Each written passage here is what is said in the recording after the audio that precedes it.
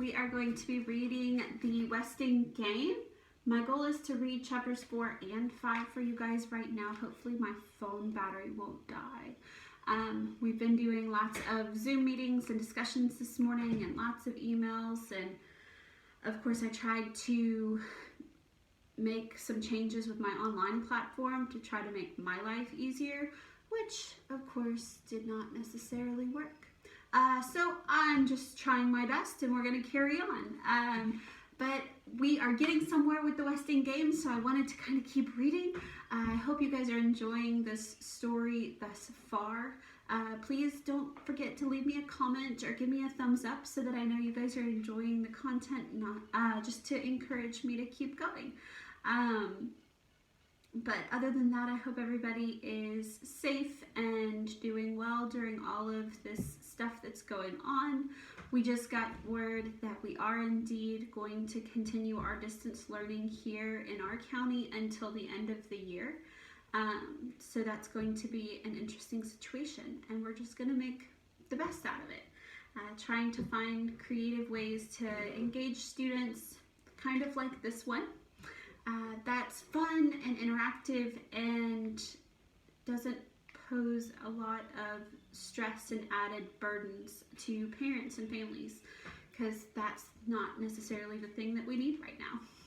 I have a son in the same grade that I teach at a different school, and I understand completely where parents are coming from and having to work and having to try to engage with this distance learning and keeping up with that. It's not necessarily always the easiest thing, but just know that if you're feeling that stress, teachers understand, and we're just trying to do the best that we can, and just reach out to us and talk to us. Don't feel overwhelmed, don't feel stressed. Just let us know where you're at and we'll definitely work with you. I think that's the general consensus with all of the people that I've talked to, at least. So that would be my encouragement for anybody that's feeling stressed during this virtual learning time. So with all that said, let's go ahead and get started with chapter 4 of the Westing Game. So chapter 4, the corpse found. The Halloween moon was full, except for her receding chin. Turtle Wexler looked every inch the witch. Her dark, unbraided hair streaming wild in the wind from under her peaked hat, a putty wart pasted on the small beak of her nose. If only she could fly to the Westing house on her broomstick instead of scrambling over rocks on all fours. What with all she had to carry. Under the long black cape, the pockets of her jeans bulged with necessities for the night's dangerous vigil. Excuse me. Doug Who had already reached the top of the cliff and had taken the station behind the maple on the lawn. The track star was chosen timekeeper because he could run faster than anyone in the state of Wisconsin. Our setting, Wisconsin. Here she comes. It's about time, shivering knee-deep in damp leaves. That couldn't do his leg muscles much good. He readied his thumb on the button of the stopwatch. Turtle squinted into the blackness that lay within the open French doors. Open as though someone or something was expecting her. There's no such thing as ghosts. Besides, all you had to do was speak friendly to them. Ghosts, like dogs, know when a person's scared. Ghosts, or worse, Otis Amber had said. Well, not even the worst could hurt Turtle Wexler. She was pure of heart, and indeed, she only kicked shins in self-defense, so that couldn't count against her. She wasn't scared. She was not scared. Hurry up. That was Doug from behind the tree. At $2 a minute, 25 minutes would pay for the subscription of the Wall Street Journal. She could stay up all night. She was prepared. Turtle checked her pockets. 2 sandwiches, Sandy's flask filled with orange pop, a flashlight, her mother's silver cross to ward off vampires. The putty wart on her nose soaked in Angela's perfume. In the event, she was locked up with a stinking corpse, was clogging her nostrils with sticky sweetness. Turtle took a deep breath of the chill night air and flinched with pain. She was afraid of dentists, not ghosts. Don't think about the purple waves. Think about the $2 a minute. Now 1, 2, 3, 3.5. Go. Doug checked a stopwatch. 9 minutes. 10 minutes. 11 minutes. Suddenly, a terrified scream, a young girl's scream, pierced the night. Should he go in? Or was this one of the brat's tricks? Another scream, closer. Eee! Clutching the branched cape around her waist, Turtle came hurtling out the Westinghouse. Turtle had seen the corpse of in the Westinghouse, but it was not rotting, and it was not sprawled on the Oriental rug. The dead man was tucked in a 4-poster bed. A throbbing whisper, pull, pull, or was it turtle, whatever it was scary. Had beckoned her to the master bedroom on the 2nd floor, and maybe it was a dream. No, it couldn't be. She ached all over from the tumble down the stairs. The moon was down, the window dark. Turtle lay in the narrow bed in her narrow room, waiting. Dark, still waiting. At last, slow morning crept up the cliff and raised the Westinghouse, and the house was whispers, the house of death. $2 times 12 minutes equals $24. Thud. The morning newspaper was flung against the front door, and Turtle tiptoed through the sleeping apartment to retrieve it and climbed back into bed, the dead man staring at her from the front page. The face was younger, the short beard darker, but it was he, all right. Sam Westing, found dead. Found? No one else knew about the bed-down corpse except Doug, and he had not believed her. Then, who found the body? The Whisperer.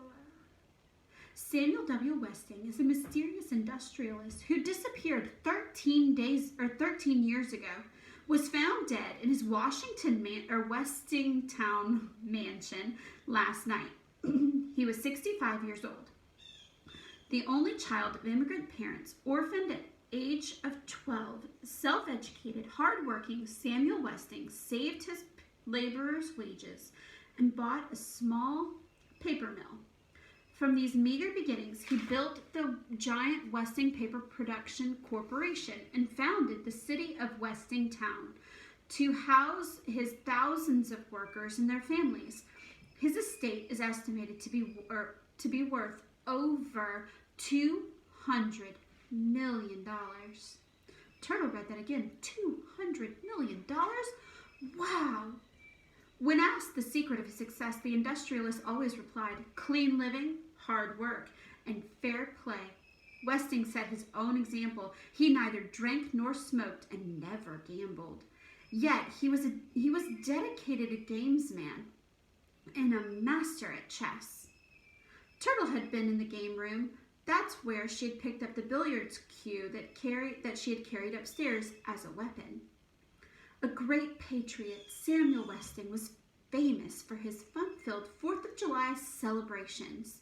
Whether disguised as Ben Franklin or a lowly drummer boy, he always acted a role in elaborately staged pageants which he wrote and directed.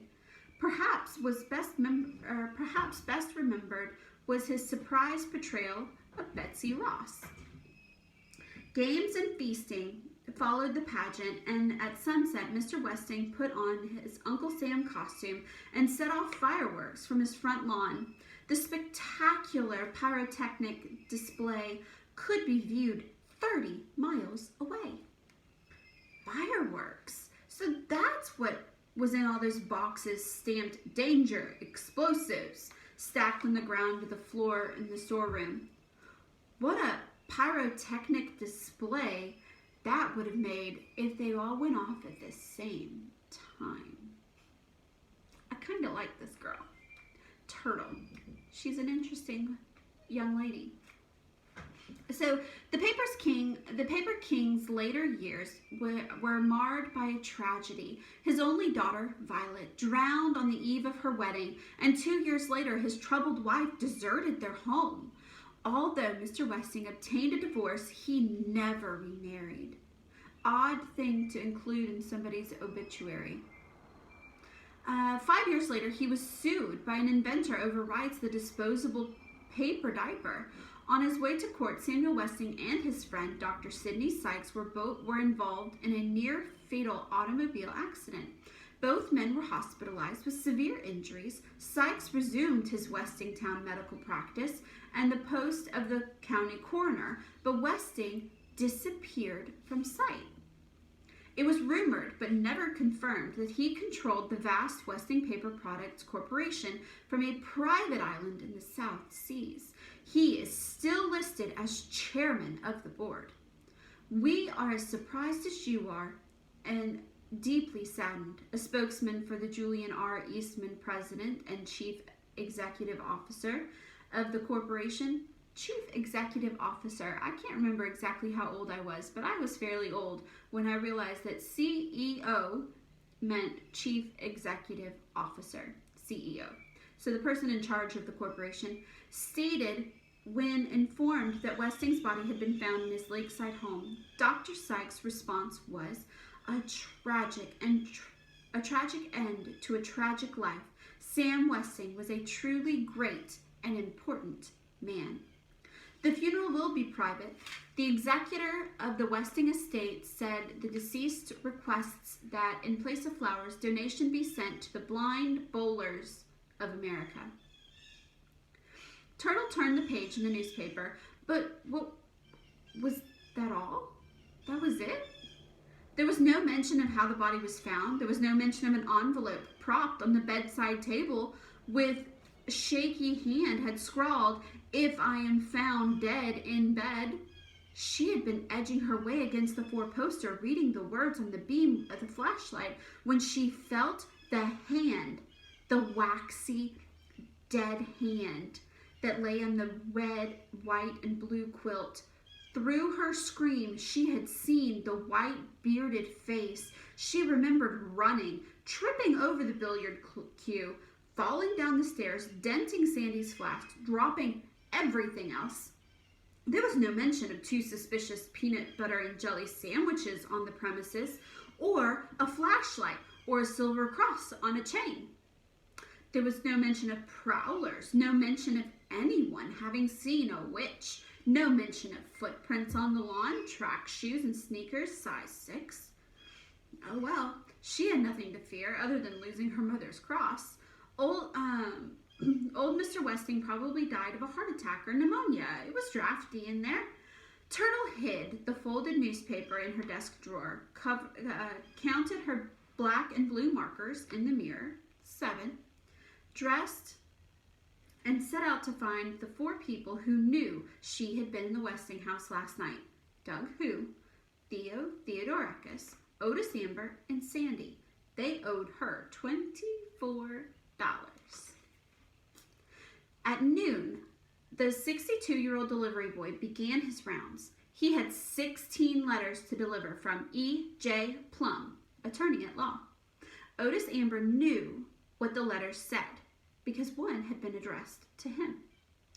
As a named beneficiary in the estate of Samuel W. Westing, your attendance is required in the South Library of the Westing House tomorrow at 4 p.m. for the reading of the will.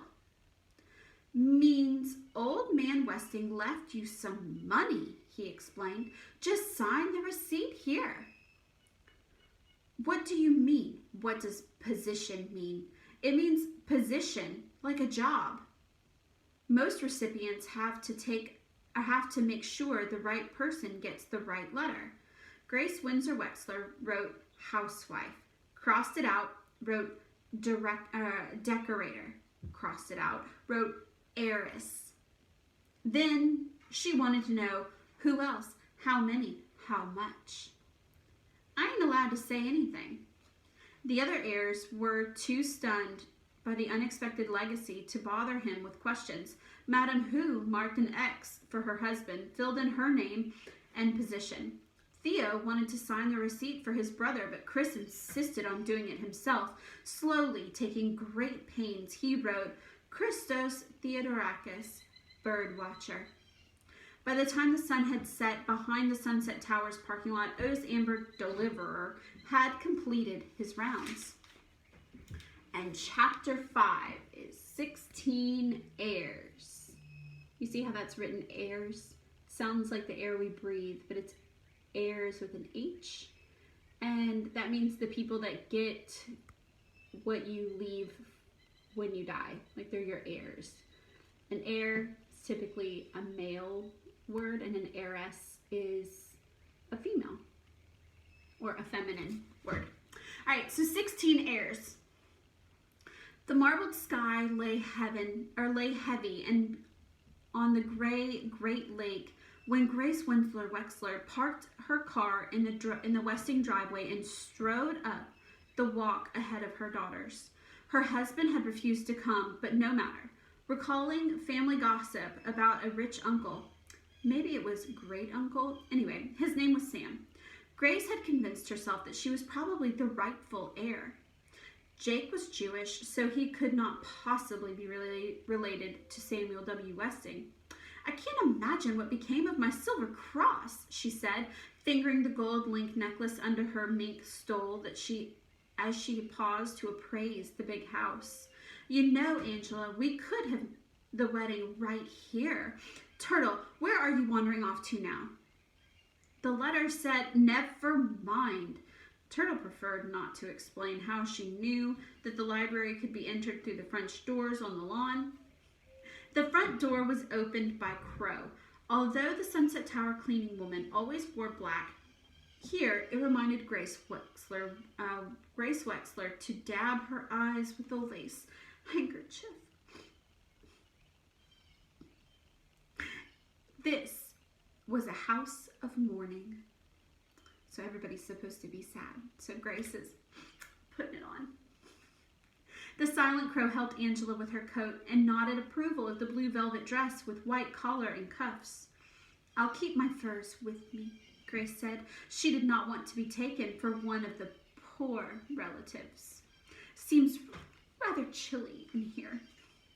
Turtle, too, complained of the chill, but her mother tugged off the coat to reveal a fluffy, ruffly pink party dress 2 sizes too large and 4 inches too long. It was one of Angela's hand-me-downs.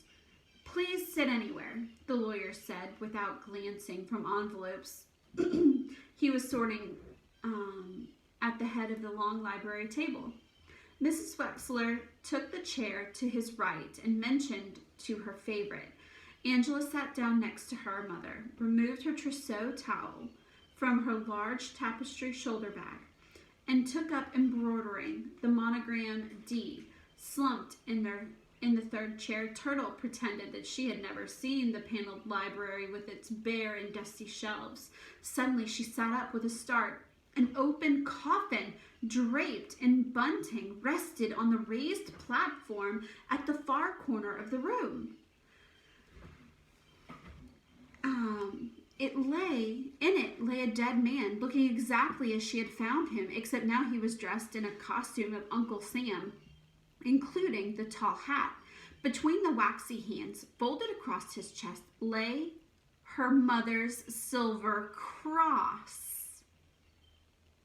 Grace Wexler was too busy greeting the next heir to notice, "Why, Dr. D, I had no idea you'd be here, but of course you'll soon be a member of the family. Come, sit next to your bride-to-be. Turtle, you'll have to move down." D. Denton, dear, always in a hurry, brushed a quick kiss on Angela's cheek. He was still wearing his hospital whites. I didn't know this was a pajama party," Turtle said, relinquishing her chair and stomping to the far end of the table. The next heir, short and round, entered timidly, her lips pressed together in an impish smile that curved up to what must be pointed ears under her straight-cut, steely hair. This author does a great job with the details of all of the people. You can really just imagine every one of them in such great, fine detail. "Hello, Mrs. Baumbach," Angela said. "I don't think you've met my fiancé, Denton dear. You're a lucky man, Mr. dear." "Doctor dear," Mrs. Wexler corrected her, puzzled by the dressmaker's presence. "Yes, of course, I'm sorry." Sensing that she was unwelcome at this end of the room, Flora Baumbach walked on. "Hi, mind if I sit next to you? I promise not to pull your braid." "That's okay." Turtle was hunched over the table, her small chin resting between her crossed arms. From there, she could see everything except the coffin. Grace Wexler dismissed the next heir with an audible tongue click. That distasteful little man didn't even have a sense to remove his silly aviator's cap. Tisk. And what in heaven's name was he doing here? Ooh, she's got such attitude. The delivery boy shouted, "Let's give a cheer. Otis Amber is here." Turtle laughed, Flora Baumbach tittered, and Grace Wexler again clicked her tongue. Tisk.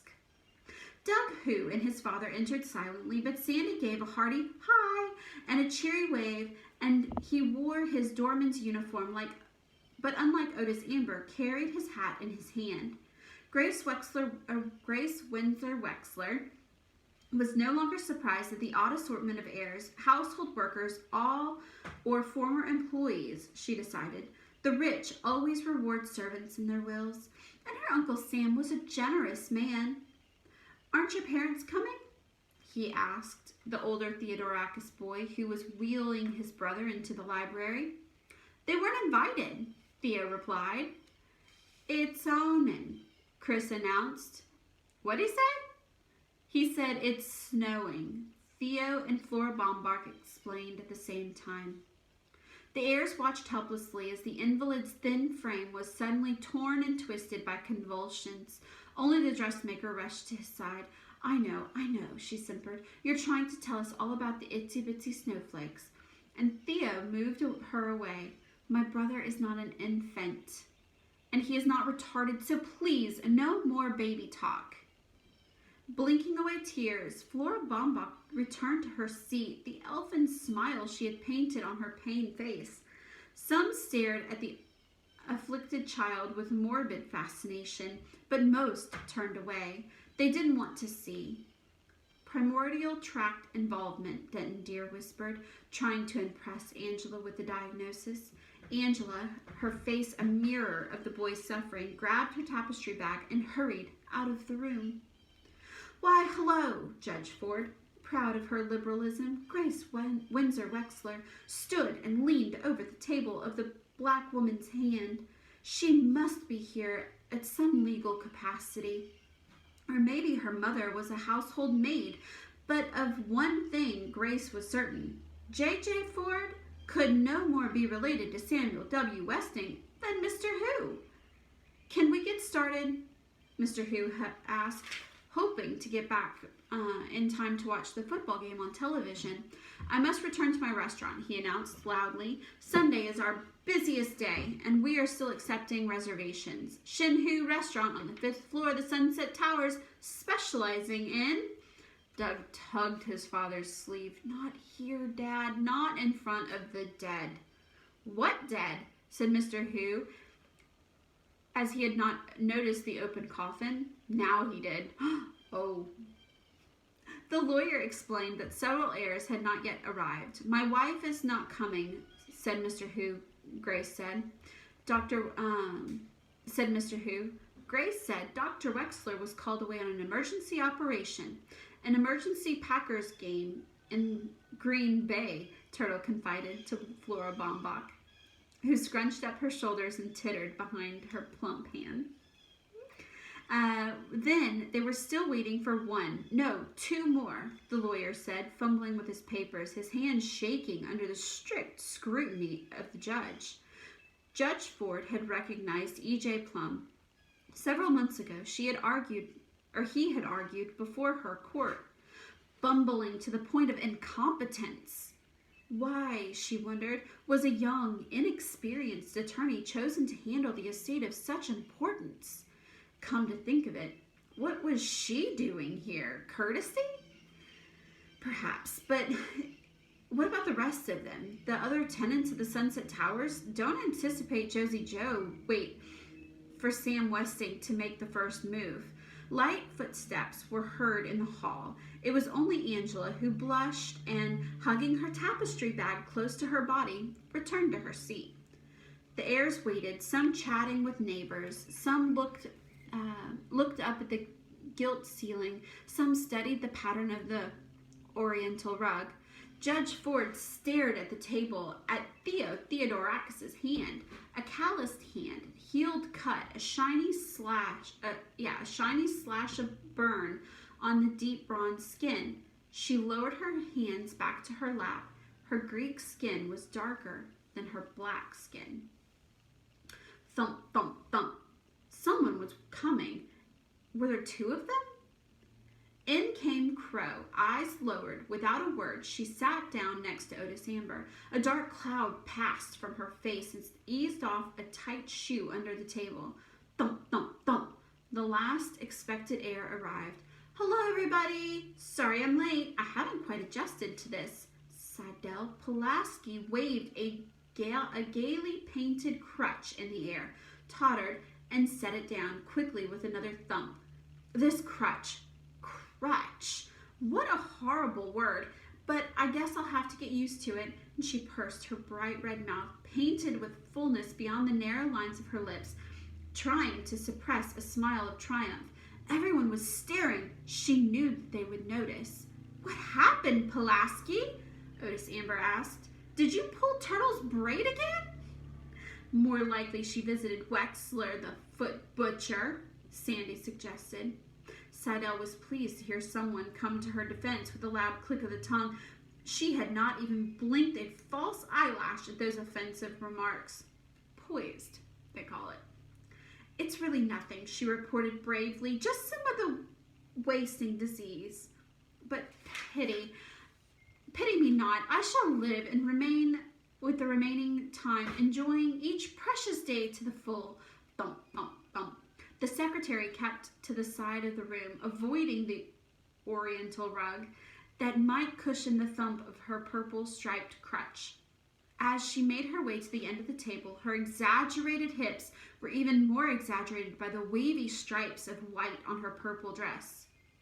Purple waves, Turtle thought. Denton Deer almost fell off his chair, leaning back to follow the most unusual gaze. First, she favored her left leg, then her right. What is it? Whispered Mrs. Wexler. The intern did not have the least notion, but he had to say something. Traveling sporadic myotis, he pronounced quickly, and glanced at Angela, and her eyes remained on her embroidery. The lawyer stood, documents in hand, and cleared his throat several times. Grace Windsor Wexler, her chin tilted in a regal pose of an heiress, gave him her full attention. 1 minute, please, Seidel Pulaski propped her purple and white striped crutch against the table, then removed a shorthand pad and pencil from her handbag. Thank you for waiting. You may begin. All right, so that finishes chapter 5. We will pick up next time with chapter 6, which is titled The Westing Will. So I assume we'll be reading the will to figure out why all these random people are assembled in this room. And then chapter 7 goes on for a little bit, so the video will probably be about the same length. So the next video will be chapter 6 and 7. Chapter 7 is titled The Westing Game. So we're going to get to kind of what's going on here. So I really hope that you all have enjoyed this story or these 2 chapters. Please leave a comment down below what you think is going on. If you've read it, don't spoil it. But I do hope you enjoy it, and I hope you all have a wonderful day. Take care. Remember to take everything in stride. Give yourself grace and forgiveness for any stress or anxiety that you're feeling, and just keep smiling and taking one step at a time. Until the next time that we get together to read the next 2 chapters, take care, and I will see you all soon.